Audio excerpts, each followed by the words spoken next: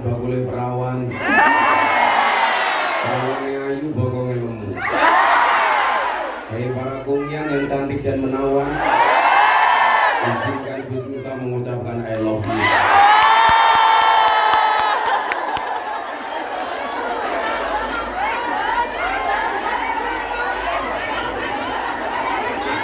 Perawan akhirnya datang juga. Bersyukur pagi hari ini kita semuanya dihadirkan oleh Allah di satu kesempatan yang baik. Mudah-mudahan kita semuanya bisa berkumpul di tempat yang baik, di acara yang baik, bersama orang-orang yang baik. Selesai acara menghasilkan sesuatu yang baik. Orang baik itu ciri-cirinya sederhana, mau berkumpul dengan orang yang baik. Maka selamanya air dan minyak itu tidak bisa bersatu, sebagaimana cinta aku sama kamu.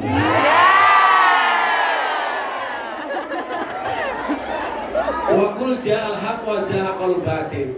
Yang hak sama yang batil itu tidak bisa jadi satu. Maka sesuatu yang hak ketika dicampur dengan yang batil pasti masalah. Contoh, agama itu hak. Makan babi bagi orang Islam itu batil. Maka ketika ada orang makan babi dengan menggunakan bismillah, masalah. Kenapa? Karena agama itu hak, barang haram itu batil. Maka jangan mau menyampurkan antara yang hak dengan yang batil. Menikah itu hak, selingkuh itu batil.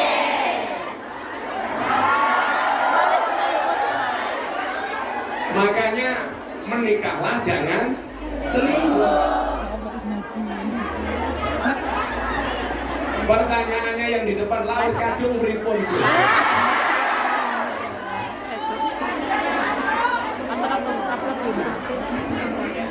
Sesuatu yang hak di mata Allah itu pasti membawa kebaikan.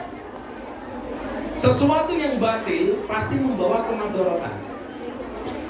Maka perilaku kita hendaknya ketika kita berada di negeri orang seperti ini adalah tolong pertimbangkan antara manfaat dan madharatnya. Sesuatu yang hak, lanjutkan. Sesuatu yang batil, hentikan. Contoh yang tadi bilang, sudah terlanjur selingkuh bagaimana Gus? Hentikan. Apalagi sampai tinggal di Hongkong, kumpul kebo. Hati-hati. Kalau kamu kumpul kebo sampai punya anak, namanya gudel.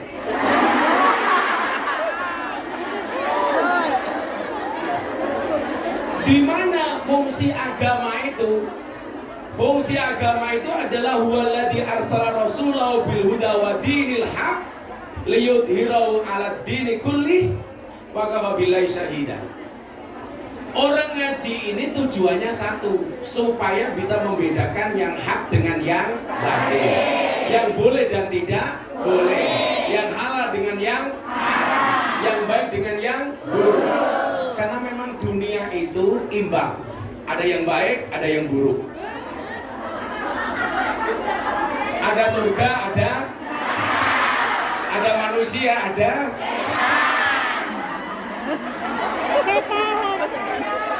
yang lain sibuk ngaji, Bu Nuri sibuk ngitung tiket.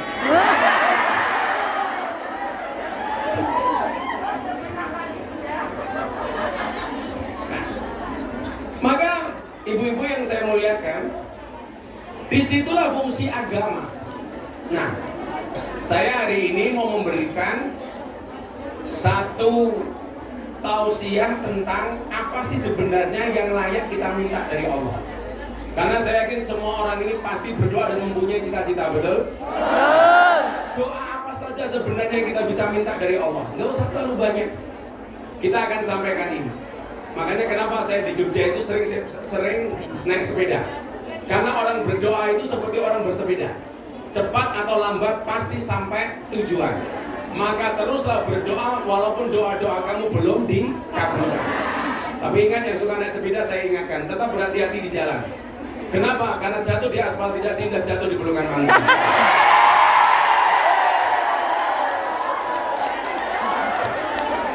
Sorry ya, Ada yang punya mantan di sini?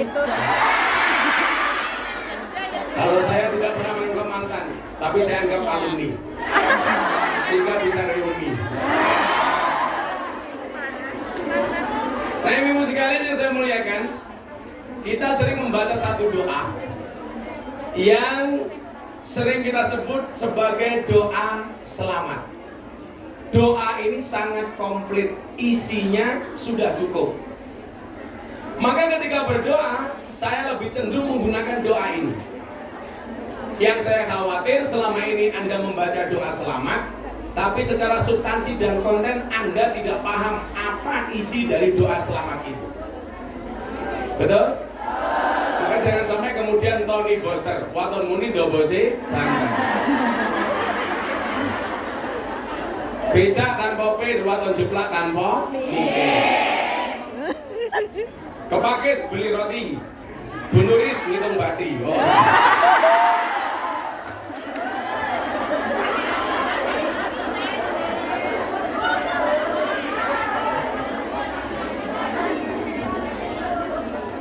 Santai Bu Nuris, kalau sudah jatahnya pasti datang.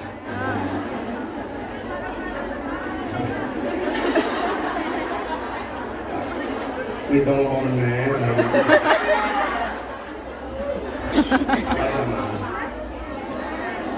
Lah ngomong wis takon iki lho, oh minta hadiah Fatihah. Assalamualaikum Gus, minta hadiah Fatihah.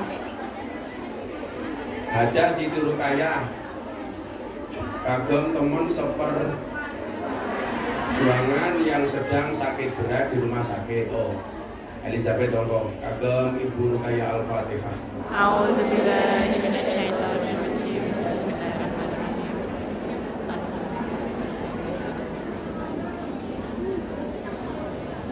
Ya gini aja, nanti yang mau tanya jangan satu-satu kayak kemarin tuh ribet, mendingan ditulis saja di depan. Nah, nanti pertanyaan yang saya baca tak kasih hadiah.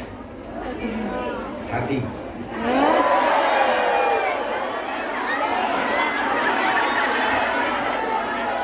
Tapi kalau Bu Nuris ini seperti pohon pisang, punya jantung tapi gak punya hati. Makanya saya bilang, cintailah pasanganmu dengan sepenuh hati, bukan dengan sepenuh jiwa. Kenapa? Karena kalau kamu putus dari pasanganmu cukup sakit hati, tidak sampai sakit jiwa. Tapi kalau ngaji gak ada suguhan wedangnya itu sakit hati.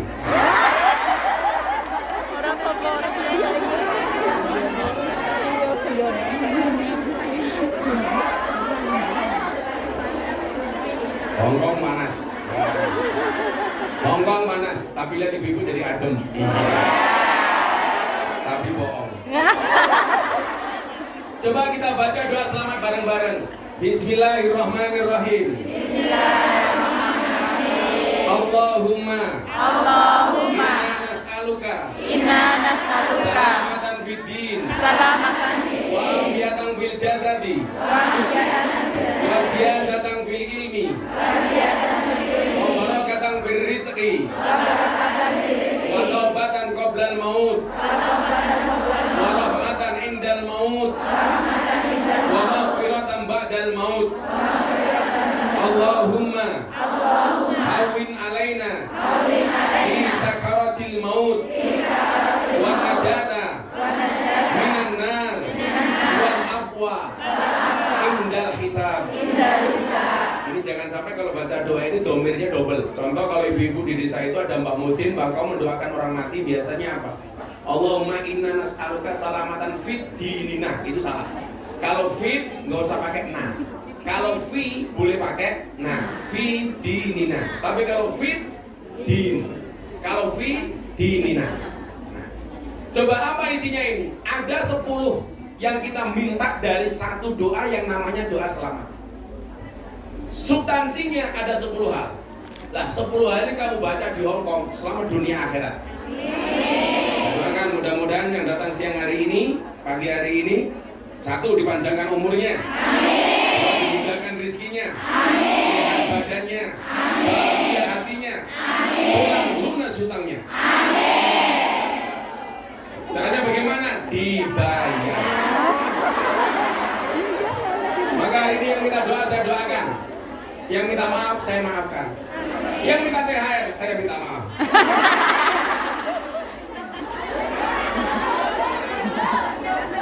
Jomblo santai, janji Allah Arum 21. Allah menciptakan manusia berpasang-pasangan. Itu artinya kalau kamu tidak punya pasangan, jelas kamu bukan manusia.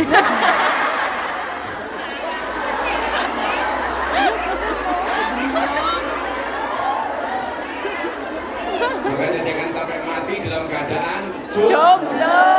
Dajjal itu statusnya Jomblo. Jadi kalau kamu mati dalam keadaan jomblo, jangan-jangan cucunya Dajjal.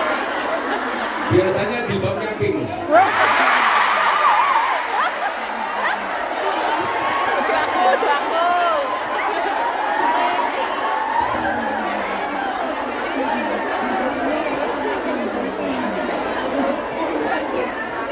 Sepuluh hal yang kita dapatkan dari doa selamat.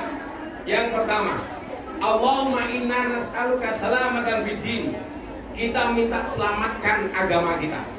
Ibu-ibu yang saya muliakan, gak ada jaminan orang itu lahir dalam keadaan Islam, dimatikan oleh Allah dalam keadaan Islam. Contoh, dulu ada artis yang sangat beken, namanya Asmiranda. Sekarang Bagaimana kemudian Allah Asmiranda memberikan hidayah kepada yang dikehendaki dan mencabut hidayah dari yang dikehendaki. Asmiranda tahu-tahu masuk Islam. Kristen. Oh, Kristen. Tapi sebaliknya, kalau Allah sudah punya mau, tahu-tahu orang mendapatkan hidayah Islam. Contoh, Deddy Corbuzier. Contoh, DJ Katy Butterfly yang saya Islamkan. Dia kenal saya tahun 2017. Ketika nge-DJ, mohon maaf, cuma pakai sempak dan kotak rok. Saya ketemu di Bali. Malam hari pas dia nge-DJ, saya selesai ngaji. Ketemu saya di ruang tunggu. Pakaiannya sudah seksi. Begitu masuk, saya kaget. Untung saya menggunakan kacamata gelap, sehingga kata kejutan saya tidak nampak. Hati saya teriak, wow.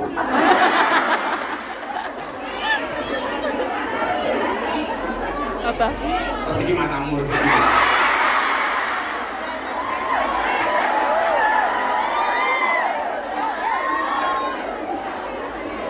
Pertemuan itu si DJ Katy bilang sama saya itu kalau pulang nge-DJ, terus setiap kali pulang ke kos-kosan, ke kamar saya dengar suara merdu dari masjid. Itu suara apa? Saya jawab itu suara adzan. Ternyata apa? Seorang non-Islam DJ Katy waktu itu sangat nyaman ketika mendengar suara adzan. Bagaimana kemudian kalimat thayyibah itu ternyata mendatangkan kenyamanan. Maka alam bidzikrillah tatmainnul qulub. Kalimat-kalimat thayyib, kalimat-kalimat thayyibah, kalimat-kalimat tauhid itu mendatangkan kenyamanan. Artinya apa? Kalau Anda susah, gak usah jauh-jauh dari kalimat thayyibah. Kalau kamu kan beda. Kalau susah langsung nyanyi Kartonyo Nomor Janji. Biar aku wes waka suwe-suwe betah nuruti kekarepanmu sak wayah-wayah. Yen wis tak wanti-wanti aja mubumuri. Jadi kalau hatinya galau, kembali ke kalimat thayyibah. Lah, ciri orang beriman, Al-Anfal ayat 2 Anda lihat. Ciri orang beriman itu apa? Idza dzukirallahu wajilat qulubuhum. Mendengar kalimat thayyibah, hatinya bergetar. Lah, ini DJ Katy Butterfly zaman non-Islam mendengar adzan gemetar. Mendengar adzan, hatinya bahagia. Coba kalau kita di Indonesia dengar adzan kadang-kadang susah. Duhur dengar adzan, Allahu Akbar, Allahu Akbar. Jawabannya apa? Adzan bener.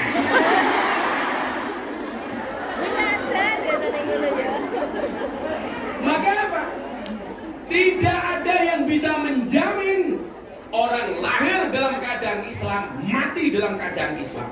Apalagi Anda tinggal di Hong Kong. Ini tantangan imanmu itu jauh lebih berat.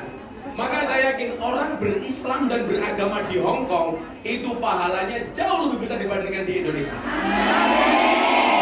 Karena tantangannya lebih besar.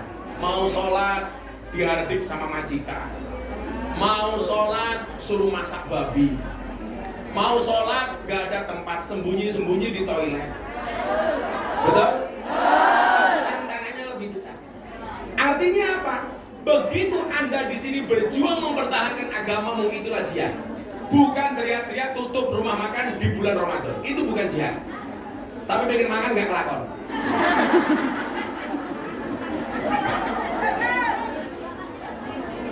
Jadi kita minta sama Allah selamatan fiddin. Ya Allah, selamatkanlah agamaku. Maka satu pesan khotib yang pasti disampaikan ketika khutbah Jumat apa? Wala tamutunna illa wa antum muslimun. Janganlah kamu mati kecuali dalam keadaan Islam. Kamu boleh kehilangan uang untuk agama, tapi jangan pernah kehilangan agama untuk hati-hati. Kamu boleh kehilangan pasangan untuk Allah, jangan pernah kehilangan Allah gara-gara Mas, aku seneng karo awakmu, Mas. Aku pindah agama yo gelem, Mas, matamu. Biasa-biasa saja itu. Orang baik itu yakin akan diketemukan dengan orang yang baik. Makanya kalau kamu ingin mendapatkan suami yang baik, jadilah calon istri yang baik. Gus, boleh bekerja? Boleh. Kenapa perempuan harus bekerja? Begitu saya dulu menikah dengan istri saya bilang, cukuplah kamu menjadi tulang rusukku, biarkan aku menjadi tulang punggungmu. Asik. Karena saya punya prinsip, laki-laki itu tulang punggung, bukan tulang tulung.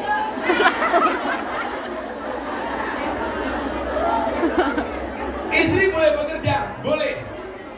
Kenapa? Istri harus bekerja? Karena suami itu hanya titipan.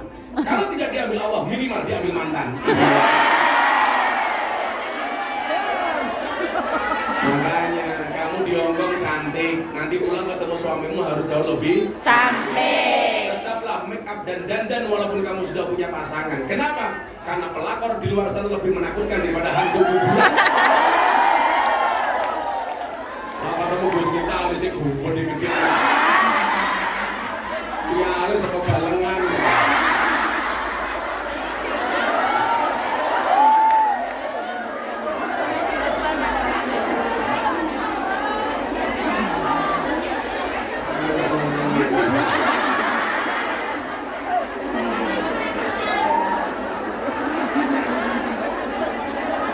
Jam 4 sudah bangun. Jam 3 sudah bangun. Jam 6 sudah sampai sini. Demi kamu.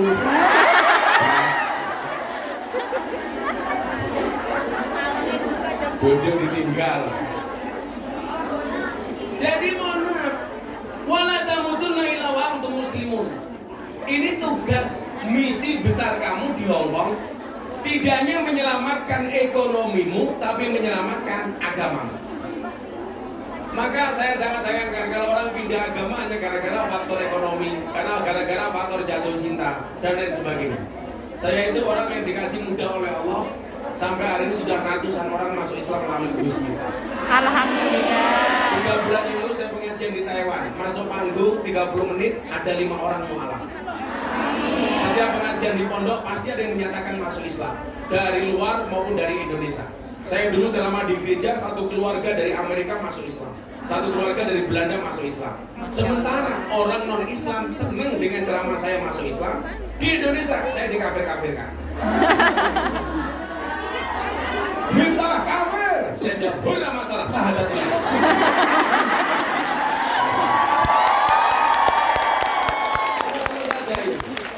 Jadi ciri-ciri mereka katanya orang kafir itu adalah, orang Islam menjadi kafir adalah ketika masuk tempat ibadah agama orang lain. Kalau masuk tempat ibadah agama orang lain dibilang kafir, berarti orang Jawa Tengah berarti yang kafir. Karena masuk Candi Prambanan dan Candi Borobudur. Betul? Berarti kalau juragan kamu punya tempat sembahyangan, memuja, kamu masuk di dalamnya berarti kamu menjadi ada saja. Saya mengucapkan selamat Natal dibilang Kristen. Hati-hati Gus Miftah mengucapkan selamat Natal jadi Kristen, siapa bilang? Saya kemarin Hari Ibu mengucapkan selamat Hari Ibu. Saya juga tidak menjadi ibu. Masa gara-gara selamat Hari Ibu?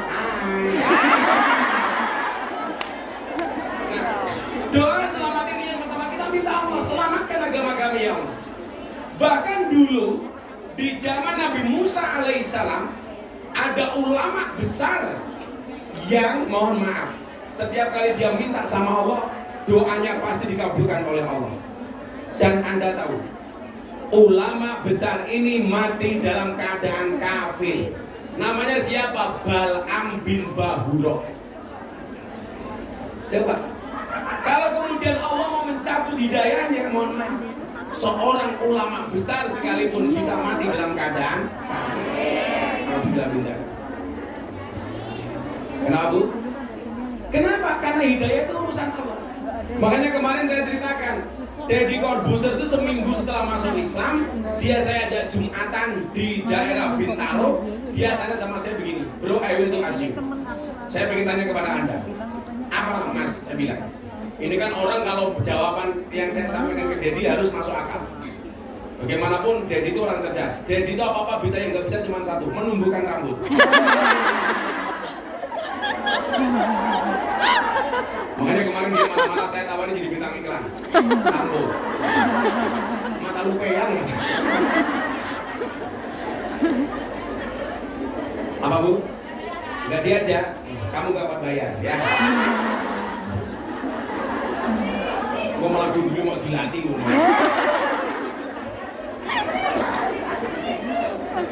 Nah, pertanyaannya apa? Ini saya sampaikan supaya ibu-ibu di Hongkong ini benar-benar bisa menjaga agama. Saat itu Deddy tanya begini pulang dari Jumatan, bro, bagaimana cara saya menjaga Islam? Bagaimana cara saya menjaga iman? Saya tanya sama Deddy, kenapa kamu tanya seperti itu, bro? Tadi kan kita Jumatan tuh, khatibnya bilang, janganlah kamu mati kecuali dalam keadaan Islam, kecuali dalam keadaan iman. Saya bilang waktu itu, bro, benar aku yang membimbingmu masuk Islam. Benar kamu belajar Islam dari aku. Aku menjadi wasilah hidayahmu. Tapi ingat, saya tidak bisa menjaga iman dan Islam. Jangankan imanmu, saya juga tidak bisa menjamin imanku sendiri. Kenapa? Yang bisa menjamin keimanan kita hanya Allah. Maka itulah kenapa kita masih membaca kalimat seterusnya sampai mati. Ihdinas siratal mustaqim. Tunjukkan kami ke jalan yang lurus. Kenapa? Karena yang bisa menjamin keberlangsungan hidayah itu hanya Allah. Apalagi kamu tinggal di komunitas non-muslim mayoritas. Tantangannya besar. Akhlaknya harus dijaga, rahmatnya harus dijaga. Maka apa? Minta sama Allah. Kenapa? Karena selain memberikan hidayah iman, Allah juga memberikan musuh yang nyata bagi kita. Namanya siapa? Setan.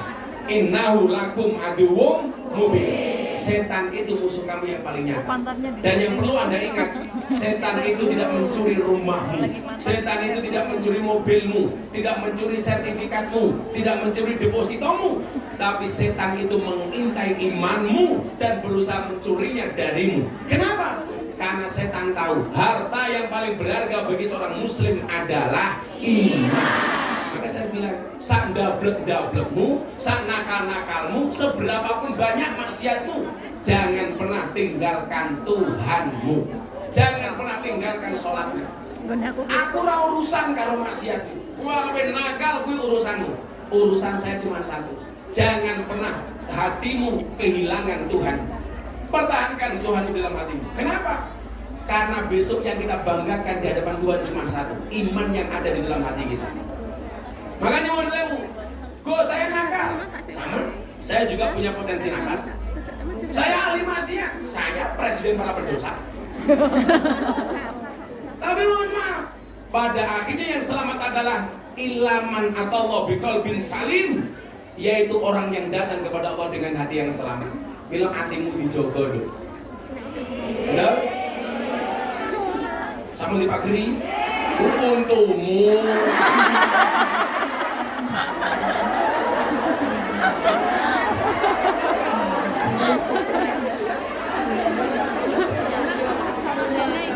Iya, komunitas saya gimana?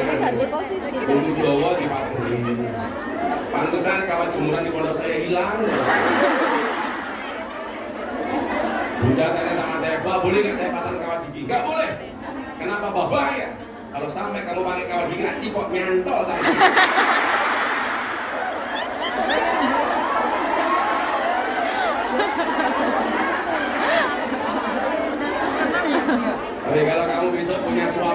giginya dipagari, berarti dia setia. Kenapa? Gigi saja dijaga, apalagi hatimu. Tapi saya tidak mengizinkan untuk istri saya. Saya bilang, kamu merasa merongos, santai aja. Ingat, merongos itu adalah mingkem yang tertunda.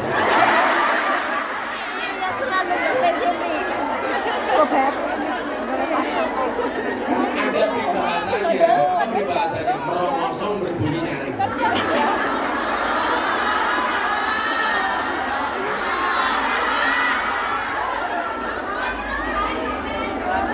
Siapa yang merongos sebelah saya? Mana? Oh, ini di belakang ini. Santai aja yuk. Orang merongos itu belum kuliah sudah dapat gelar MSc. Merongos tak cocoknya. Maka doa selamat itu yang pertama minta oleh Allah kepada Allah diselamatkan agamanya. Maka tolong ini mbak-mbak, ibu-ibu semuanya dihafalkan doa ini. Kemudian yang kedua apa isinya? Wa'afiatan fil jasad. Artinya apa? Ya Allah, sehatkanlah badanku. Untuk apa pergi jauh-jauh cari uang tapi badannya nggak sehat, betul? Saya punya teman nikah mewah di hotel bintang 5. Kamarnya presiden suite room. Ngundang artis, nasihat pernikahannya Gus Miftah. Dihadiri oleh pejabat-pejabat negara. Begitu malam pertama, udunan.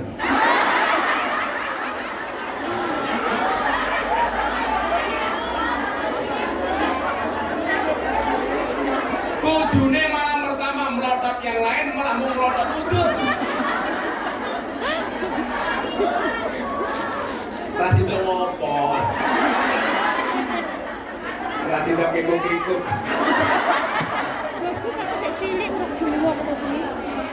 Makanya menurut minta supaya badannya disehatkan oleh Allah. Saya itu bahagia banget, kenapa? Saya itu punya pengawal, punya ajudan itu 3. 2 Brimob, 1 Kopassus. Itu mohon maaf, saya pengajian tiap hari. Ini yang sakit gantian. Karena capek ngawal saya ngaji. Saya yang dikawal malah nggak pernah sakit. Saya ditanya, "Bah, kok bisa?" Iya. Apa rahasianya? Saya bilang, coba Anda ingat, hati yang bahagia itu adalah obat. Betul. Makanya kenapa pengajian ini saya buat bahagia? Obat. Hatimu diobati, matamu delok kiai ganteng.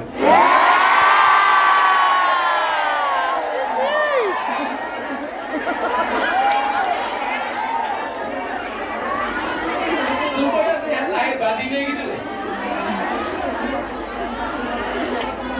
Kayak Bunda Nurisya kan sehat, udah lunas utangnya. Mosok tiket tahun 2024 April dipakai sekarang.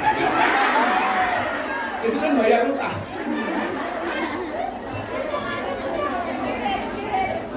Maka wa'afiatan fil jasad. Untuk apa artinya uang banyak kalau badannya nggak sehat, betul? Saya dulu zaman kuliah, Bu. Zaman saya miskin banget ketika menikah awal itu. Saya punya teman, 1 bulan waktu itu penghasilannya 500 juta. Saya bilang ini pasti hidupnya indah. Coba kalau Anda bayangkan, kalau 1 bulan penghasilannya 500 juta, orang mau apapun keturutan. Pengen nambah omah, kelakon. Pengen tuku mobil, kelakon. Nambah bojo, jadi Mbak Ning, aku jadi ketiga mau.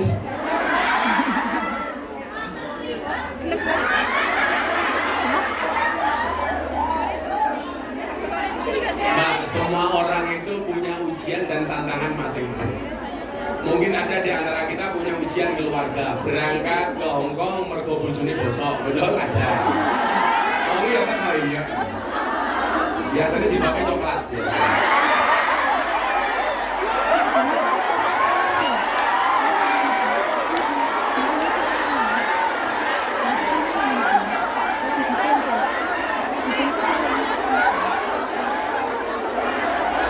Oh ini yang malah guyu ya.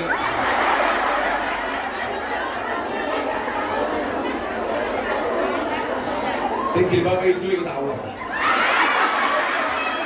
Parah.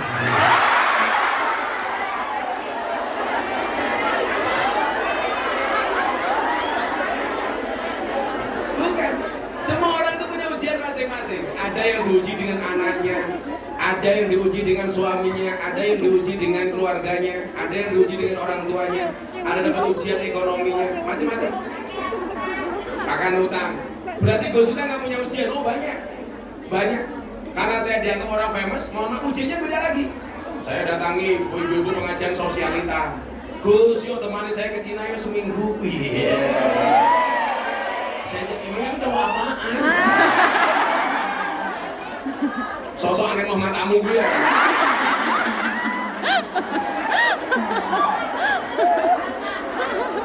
Jual mahal dong. Artinya apa? Bahwa kemudian semua orang itu diuji oleh Allah. Dan saya yakin banyak di antara kita yang diuji ekonomi. Begitu ekonominya baik, itu ujiannya beda. Kadang-kadang apa? Kesehatannya. Maka ketika mudah mencari uang mengabaikan kesehatannya, begitu mendapatkan uang habis untuk mencukupi kesehatannya. Makanya harus berimbang. Makanya kenapa saya itu menerapkan pola, apa yang saya terima harus kembali saya kasih. Maka bahasanya terima kasih.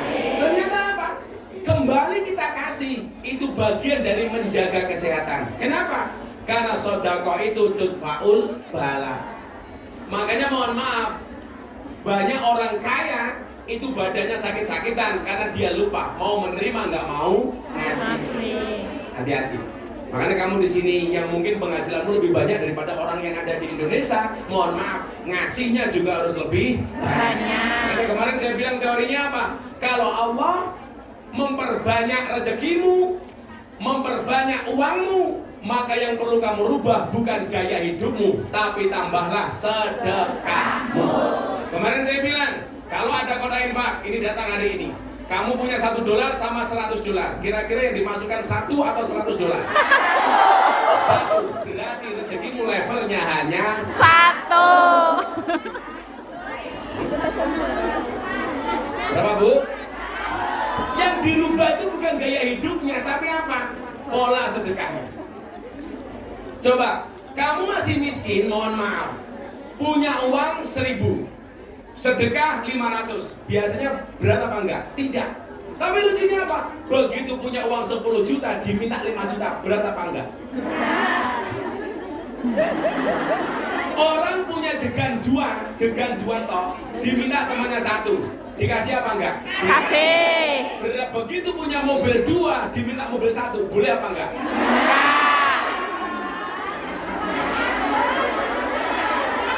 Padahal kan sama konteksnya.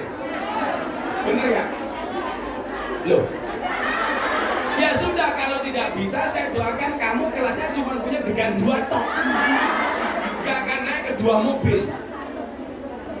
Kita punya uang 1.000, ada kotak infak, dengan ikhlasnya kita masukkan 500 rupiah. Tapi begitu punya uang 100 juta, diminta 50 juta, berat apa enggak? Berat. Berarti yang naik apa? Gengsinya, bukan sedekahnya. Coba nanti kita lihat panitia. Yang dimasukkan $1 apa $100? Kalau $1 ya selamanya levelmu hanya $1. Tapi kalau $100 levelmu berarti $100. Langsung tambahi. Durung mengko. Jadi termasuk bagian dari wa'afiatan fil jasad, menjaga kesehatan badan itu adalah dengan sedekah. Makanya kalau saya bilang sama bunda itu, bunda, kalau terutama hari Jumat, kamu keluarkan sedekah Jumat sepagi mungkin. Kenapa? Karena dalam kitab Wasiatul Mustafa disebutkan, bisa jadi Tuhan menurunkan bala di siang hari, itu tidak jadi gara-gara ditolak dengan sedekahnya di pagi hari. Bisa jadi siang itu dia mendapatkan musibah, tapi gara-gara pagi harinya sudah sedekah, maka sedekah itu menolak musibah yang datang di siang hari. Bisa jadi malam ini kita punya siang, tapi karena siang ini kita sedekah, maka siang itu dibuang oleh Allah. Saya kasih contoh ini. Bagaimana kemudian pertambahannya rezeki itu harus kita syukuri dengan sedekah. Kita lanjutkan lagi. Yang ketiga apa? Baru 2 ya. Waziyadatan fil ilmi, bertambah ilmu. Maka kamu berangkat ke Hong Kong, niatnya apa? Kanjeng Nabi lah dawuh, utrubul ilma walau bisin, carilah ilmu walaupun sampai negeri Cina. Hong Kong bagian dari Cina. Berarti yang mengamalkan hadis itu siapa? Awakmu. Jadi niatmu di sini kamu datang di Hong Kong bukan sebagai kungyan, tapi sebagai santri. Santri kungyan.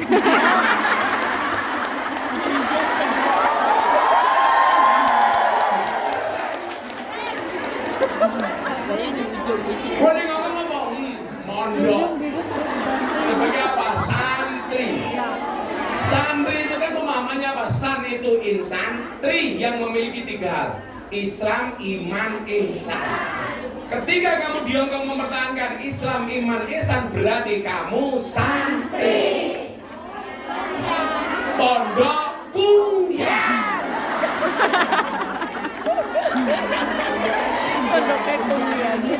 Belajarnya dari mana?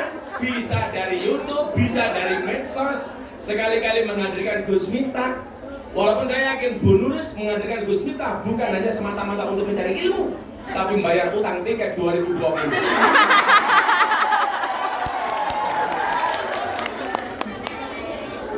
Makanya pinter sing diojo-ojoi anakku, ayo neng nikah ikut. Itu suap.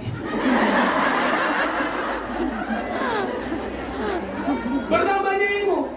Maka mbak-mbak, Anda berdakwah itu tidak harus seperti Gus Miftah yang setiap hari meninggalkan rumah dari satu panggung ke panggung yang lainnya. Anda bisa berdakwah menggunakan HP, posting yang bagus-bagus, menggunakan TikTok. Orang kok TikTok yang pargo.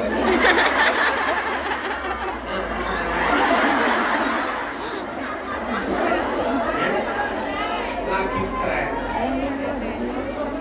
Coba gini, beneris. Ini yang hadir, tak kasih lomba bikin konten di TikTok. Nah, nanti 5 terbaik tak kasih hadiah melalui Bu Nuris. Sing gue medsos, mau TikTok, mau Instagram, mau apa terserah, mau Facebook terserah. Tidak harus sekarang, goblok.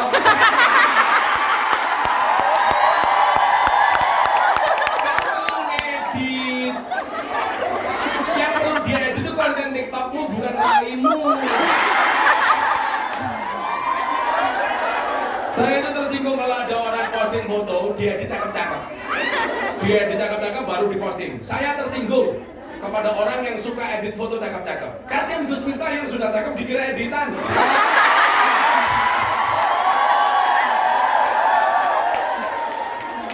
Kamu nanti pulang, bikin edit yang bagus, kamu posting. Hasil postingannya kamu kirim ke Bu Nuris, saya nilai. Tak kasih hadiah. Pengajian kita hari ini yuk.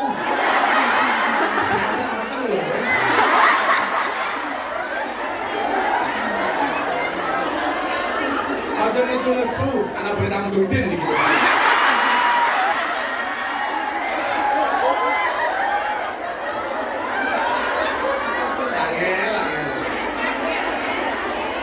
Kita berdakwah, kamu punya HP, bisa dengan HP-mu.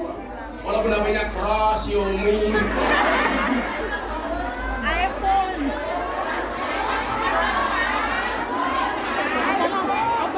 artinya apa? Dakwah di medsos. Dengan konten-konten itu, sehingga apa? Bertambah ilmumu. Syiarkan agama Islam dengan sesuatu yang menyenangkan melalui medsosmu. Itu baru keren. Pasti. Oh, ini Maria melu meneh. Nulis Maria melu meneh gitu. Wes rabi pengen telu meh pengen papat jere. Rezeki matamu rezeki. Ya Allah, Maria. Bojo papat mikir beda kabeh iki.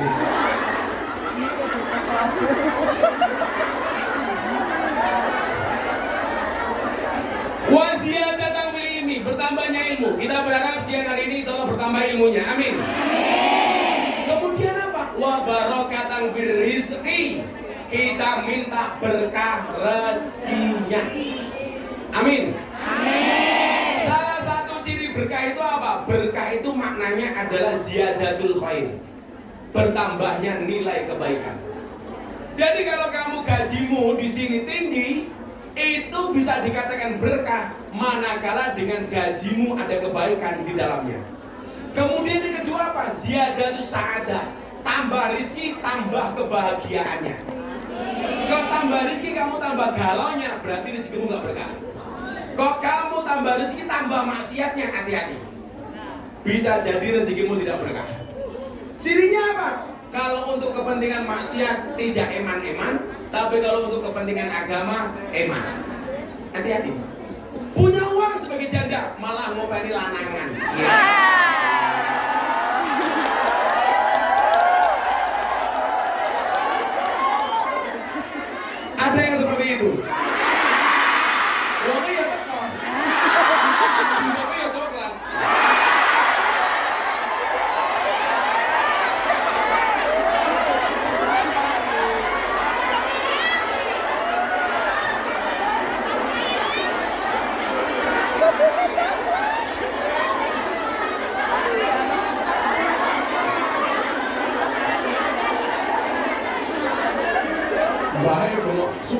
aku ora.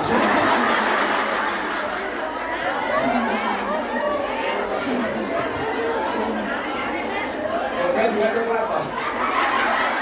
Sing lemu ra trimo, aku ya coklat. Saking mawon yo sing gelem ora awakmu sapa?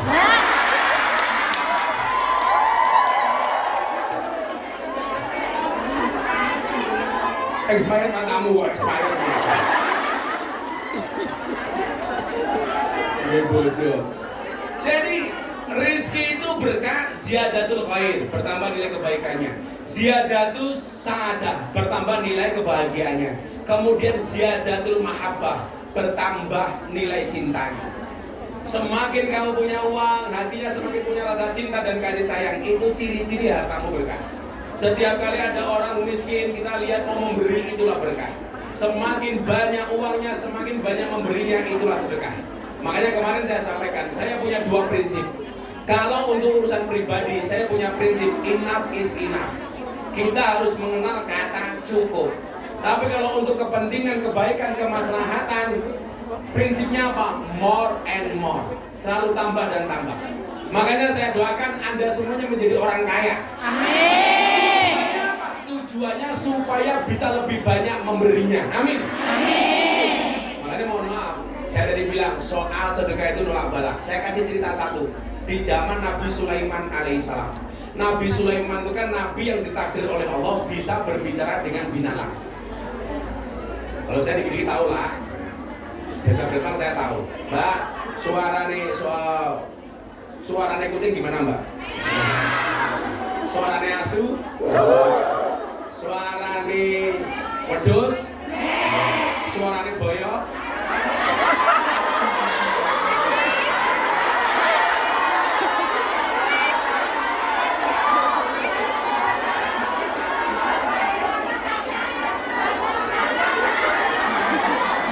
Pengalaman kamu. Masa suaranya apa Mas? Kamu lagi apa ini? Yo.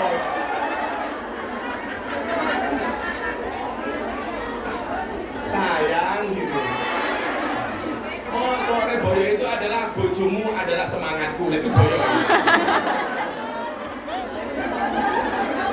Makanya saya itu senangnya apa? Dulu bokong-bokong truk itu rata-rata bahasanya gambarnya cewek cantik, seksi, kemudian quote-nya bojomu adalah semangatku, ayu adine. Wah, kutunggu jandamu.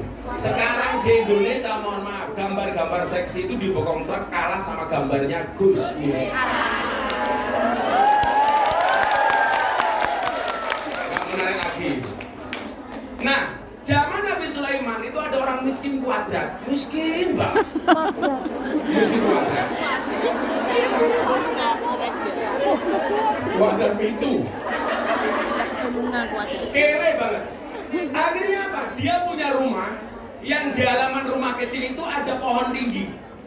Di atas pohon itu ada burung yang bertelur. Saking miskinnya, untuk ngasih makan anak istrinya, dia ambil telur dari burung itu. Ternyata yang terjadi apa? Burungnya ini protes kepada Nabi Sulaiman alaihissalam. Sol. Sulaiman. Dijawab kalau Nabi Sulaiman, apa no? Mano. Saya protes. Telur saya diambil oleh orang yang ada di bawah pohon saya. Saya nggak terima. Akhirnya orang miskin ini dipanggil oleh Sulaiman. Mas, kenapa kamu ambil? Sulaiman, saya miskin. Saya tidak bisa memberikan makan kepada anak-anak saya. Maka dengan terpaksa saya mengambil telur itu. Ya sudah, kamu saya maafkan, tapi tolong besok jangan kamu ulangi. Siap Nabi Sulaiman. Sebulan kemudian orang ini kembali mengambil telur itu. Marah Nabi Sulaiman, kenapa kamu ambil? Saya miskin Nabi Sulaiman, saya nggak bisa makan. Akhirnya untuk menjaga pohon ini supaya telurnya tidak diambil oleh si miskin, Nabi Sulaiman menyiapkan 2 setan di sini untuk menjaga pohon itu. Setan, jilbab hijau.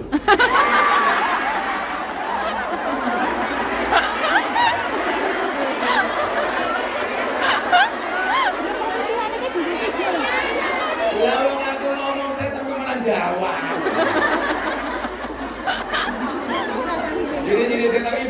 helmmu lu gue di kursi.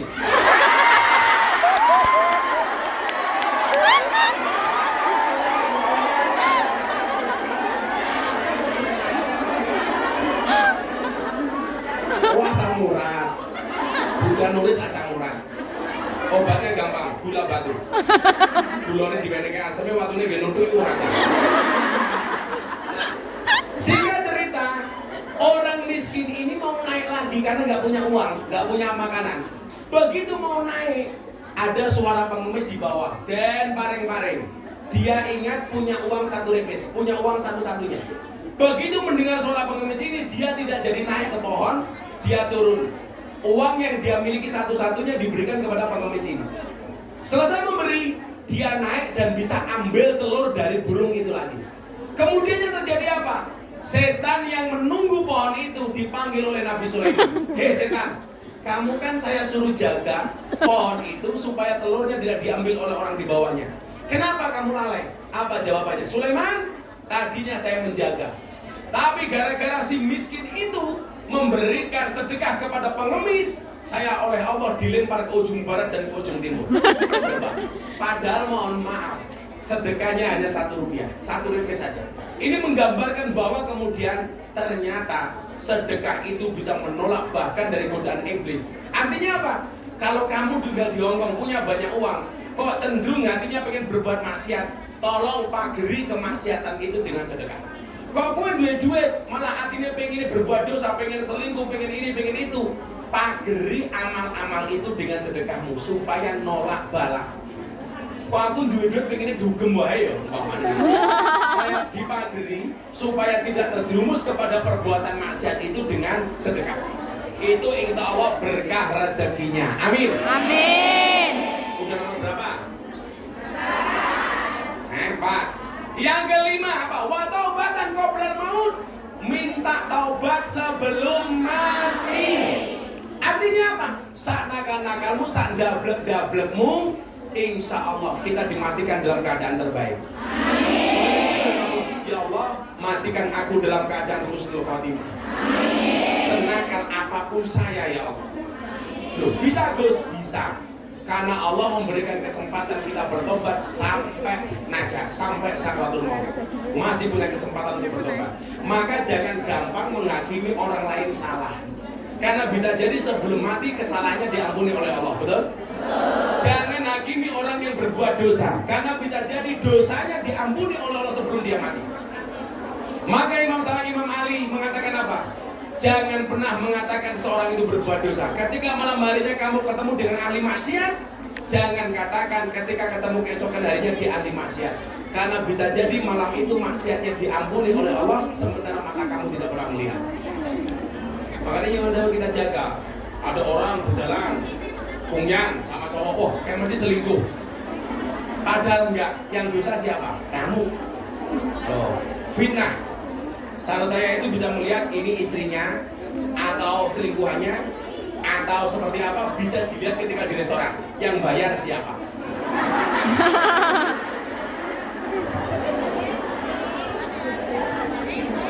Masuk restoran, yang bayar perempuan itu pasti pasangan suami istri.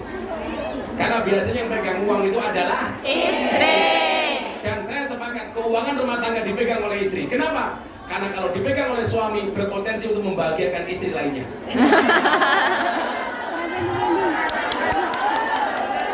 Kerja ning Hongkong, duit dikirim ning omah. Ternyata orang dibangun omah malah dikeragati gendakane.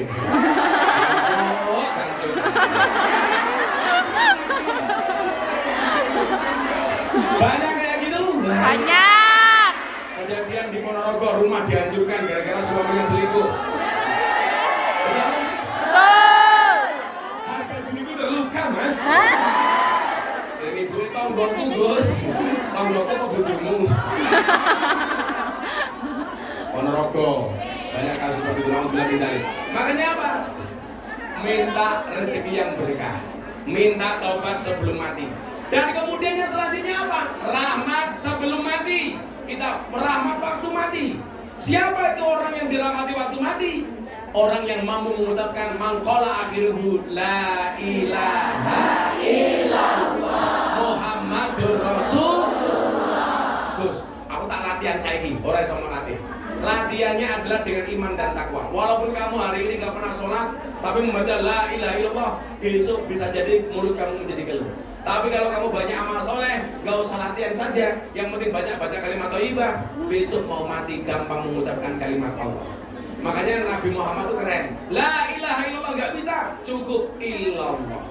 Masih berat, Allah. Masih berat, hu. Hu itu artinya huwa. Huwa siapa? Dia, Allah. Makanya kalau lagi nu mau takum biqauli la ilaha illallah, kalau ada orang mati, kamu tungguin. Mbah, la ilaha illallah. Si mbah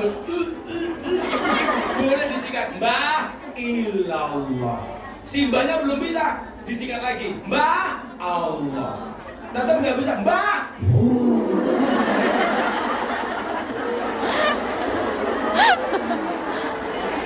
Si mbahnya tangip matamu, cuy.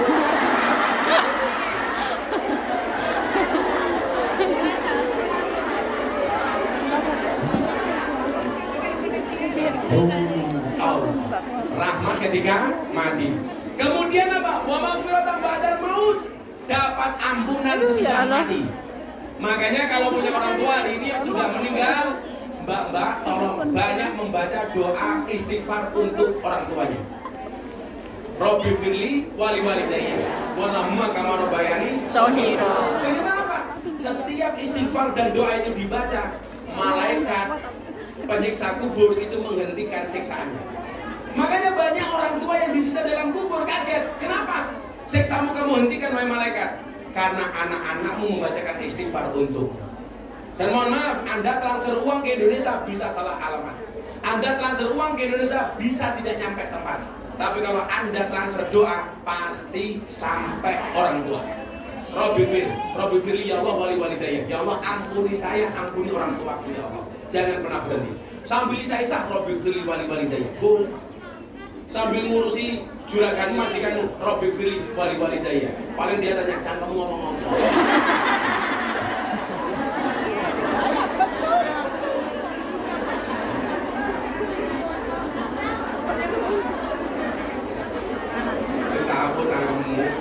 Bahasa apa ya? Ampunilah dosa-dosaku, bahasa Hongkongnya apa? Ayo,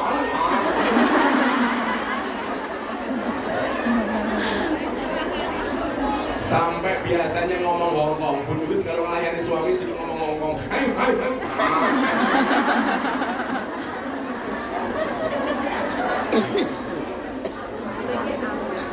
Ampunan sesudah mati. Siapa orang yang akan dimintakan ampunan oleh orang yang hidup ketika dia sudah mati? Yaitu orang-orang yang biasa ketika hidup memintakan ampunan kepada yang mati. Jadilah wong mati mau dongake, sesuk kowe mati gantian didongake. Lah wong mati kowe ora gelem dongake, sesuk ora mati kowe rono sing dongake. Kapan saja. Ayo siap-siap pertanyaannya. Kok panas banget ya?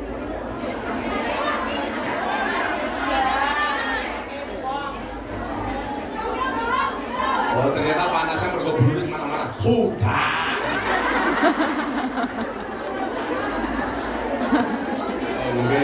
Oh. Rama kopi nih ya? Kere.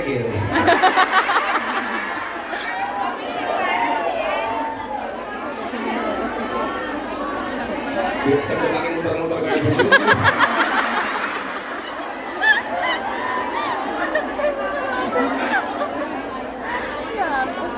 Jadi bedanya Gus Miftah sama suaminya Bunda Nuris. Kalau Gus Miftah kayak mic gini. Kalau Bunda Nuris kayak ini.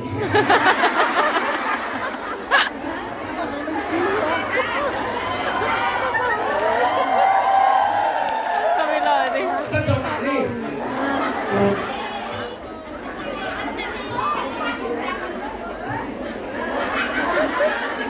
Siapkan pertanyaannya, kurang dua lagi. Oke banget. Satu pertanyaan $1 ya.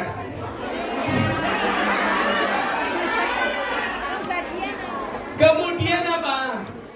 Allahumma hawwin alaina fi sakaratil maut. Ringan waktu sakaratul maut.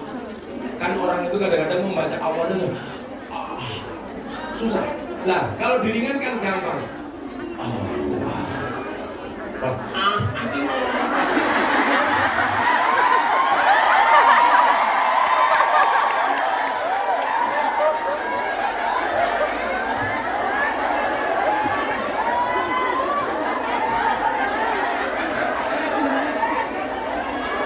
Oh, Allah. Ingat, hanya ada dua hal yang bisa membuat saya satu kopi, dua istri. Iya.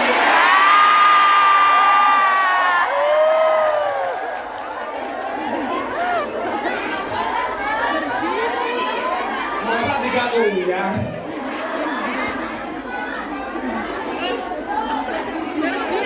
Ya jomblo ya hanya kopi saja toh. Ya bu, berdiri. Ibu-ibu lebih suka saya duduk apa berdiri? Itulah perempuan.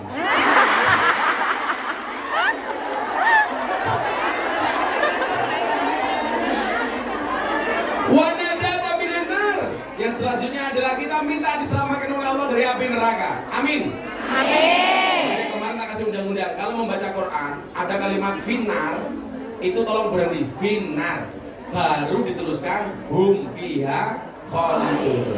Tapi kalau fil jannah masuk surga langsung diteruskan fil jannatil lati hum fiha khalidun. Kenapa? Karena masuk surga itu selama-lamanya. Kalau orang sudah masuk surga nggak mungkin kembali ke neraka. Tapi kalau orang masuk neraka masih bisa keluar masuk Surga. Makanya besok panitia di sini pengajian saya doakan. Saya besok masuk surga ditemani sama panitia pengajian ini. Amin. Tapi ya itu begitu saya masuk mereka keluar lagi.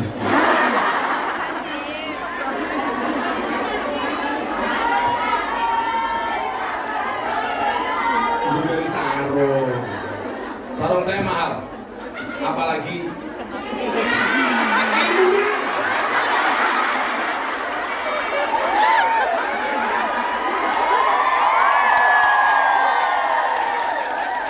ilmunya kok isinya.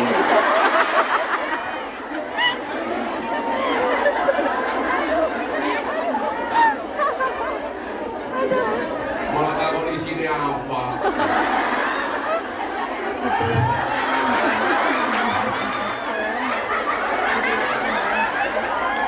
Yang terakhir, wal afwa indal hisab. Kita minta dia maafkan ketika amal dihitung. Kok begitu amal kita dihitung lebih banyak amal buruknya, kita minta sama Allah. Mudah-mudahan dimaafkan oleh Allah. Amin Allahumma. Amin. Ya, panitia minta kita selawatan dulu. Panitia yang mau kotak infaknya pilih silakan. Katanya banyak yang belum, silakan. Saya mau selawatan. Yang baru $1 silakan diganti $100. Kalau tetap $1 berarti rezekimu cuma $1. Cangkem. Gue ini coba bertahun-tahun yang gini ngopo.